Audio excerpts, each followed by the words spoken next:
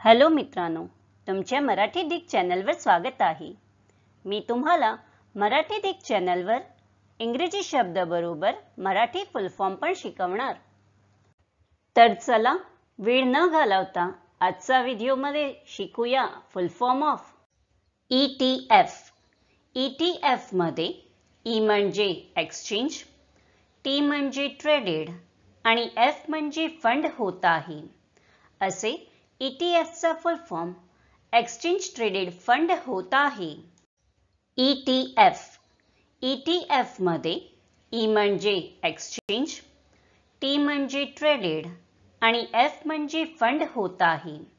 असे ETF चा फुल form exchange traded fund होत आहे।